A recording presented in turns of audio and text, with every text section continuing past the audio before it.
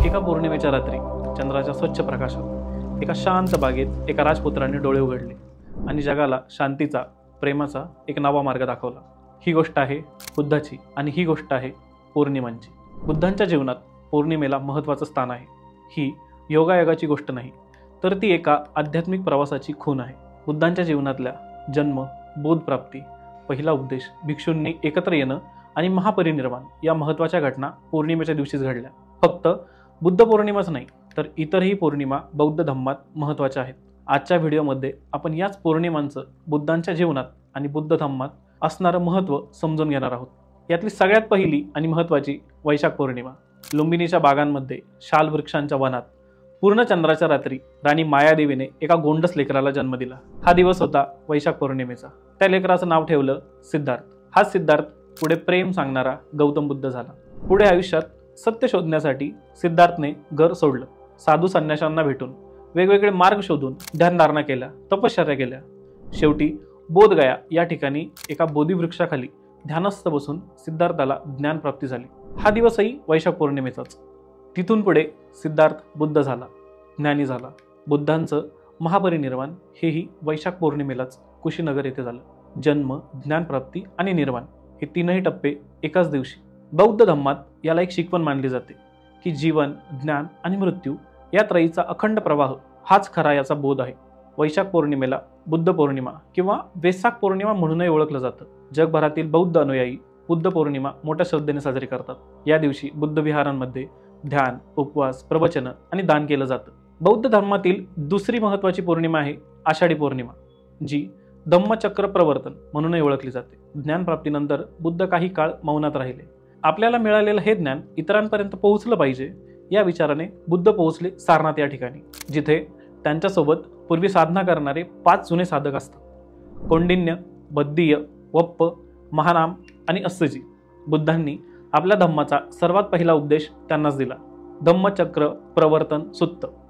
या उपदेशात त्यांनी 4 आर्य सत्य आणि अष्टांगिक मार्ग सांगितला। हा दिवस होता आषाढ पौर्णिमेचा।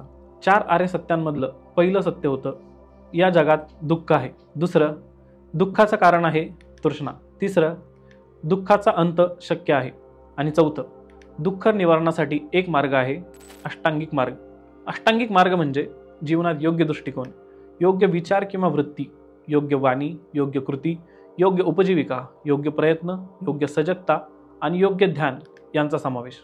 हा दिवस आषाढ पौर्णिमा, बुद्धांच्या ज्ञानाचा पहिला प्रसार। या उपदेशानंतर ते 5ही साधक भिक्खू बनतात आणि इथून पुढे सुरू होतो संघ, बौद्ध भिक्खूंचं एक संघटन। आजही आषाढ पौर्णिमेला सारनाथमध्ये हजारो लोक एकत्र येतात आणि बुद्धांची शिकवण आत्मसात करतात। ही आहे ज्ञानाच्या प्रचाराची सुरुवात एका पौर्णिमेपासून। बौद्ध धम्मातील तिसरी महत्त्वाची पौर्णिमा आहे माघ पौर्णिमा। ही पौर्णिमा म्हणजे संघाचा आत्मा। बुद्धांच्या काळात एक अद्भुत घटना घडली। कोणतीही पूर्वसूचना नसताना एकाच दिवशी, एकाच वेळी 1250 भिक्खू बुद्धांच्या भेटीला आले। आजच्यासारखं कोणी त्यांना एखादा व्हॉट्सॲप फॉरवर्ड किंवा मेल केलेला नव्हता किंवा कोणतंही निमंत्रण नव्हतं। ते सर्वजण स्वतंत्रपणे आले होते, पण एकाच ध्येयाने प्रेरित होऊन। हा मौनातल्या एकतेचा चमत्कारच होता। बुद्धांनी त्या दिवशी ओवाडा पातिमोक्ष हा उपदेश दिला। यात बौद्ध संघाच्या 3 प्रमुख तत्वांचा समावेश होता: सर्व प्राण्यांवर करुणा बाळगा, वाईट कर्म टाळा, अंतकरण, वाणी आणि कृती शुद्ध ठेवा।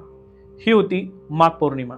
या दिवसाचा अर्थ असा होता की जेव्हा धम्म मनात खोलवर रुजतो, तेव्हा कोणताही संदेश हा कोड किंवा प्रचार न करता लोक आपोआप त्याच्याकडे ओढले जातात। ही आहे संघाची आत्मिक एकजूट। आजही माघ पौर्णिमा बौद्ध धर्मियांसाठी विशेष महत्त्वाची आहे। बोधगया आणि इतर विहारांमध्ये ध्यान, धम्मपाठ, दान आणि ध्यान सत्र यांचं आयोजन केलं जातं। बुद्धांनी सांगितल्याप्रमाणे भिक्खूंनी प्रत्येक पौर्णिमेला एकत्र जमून उपोषित कर्म करावं, ही देखील एक शिकवण आहे। आज जेव्हा आपण सोशल मीडियावर, मोबाईलवर गोंधळात जगत असतो, तेव्हा थोडं थांबा आणि विचार करा की त्या काळी एका पौर्णिमेला लोक कोणती जाणीव घेऊन एकत्र येत असतील।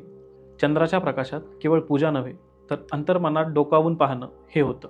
बुद्ध म्हणतो, आपणच आपले दीप व्हा। तो प्रकाश बाहेर नाही, तो आपल्या आत आहे। पौर्णिमा हे त्याचंच प्रतीक आहे, चंद्रासारखा पूर्ण, उजळलेला आणि स्थिर। पौर्णिमा दर महिन्याला येते, पण बुद्ध पौर्णिमा आपल्याला शिकवते की प्रकाशात चालायचं असेल तर अंधार सोडावा लागतो। वैशाख पौर्णिमा बुद्धाचा जन्म, बोधप्राप्ती व निर्वाण. आषाढ पौर्णिमा ज्ञानाचा प्रसार, माघ पौर्णिमा संघाची आत्मिक उभारणी. या तीनही दिवसांमध्ये एक गोष्ट सामायिक आहे, परिवर्तन. बुद्ध शिकवणारा होता, विचार जागवणारा होता आणि त्याच्या धम्मात अंधश्रद्धा नव्हती तर आत्मशुद्धी होती. आज या डिजिटल युगातही बुद्ध आणि त्याचे विचार आपल्याला सांगतात की दुःख आहे पण त्यातून बाहेर पडण्याचा मार्ग देखील आहे आणि तो आपल्या हातात आहे. तुम्हाला बौद्ध धम्म, त्यातला शिकवणी या सगळ्यांबद्दल काय वाटतं ते आम्हाला कमेंटमध्ये नक्की सांगा. व्हिडिओ आवडला असेल तर लाईक आणि शेअर करा आणि अशाच माहितीपूर्ण व्हिडिओसाठी आमच्या चॅनलला सबस्क्राईब करा. नमस्कार.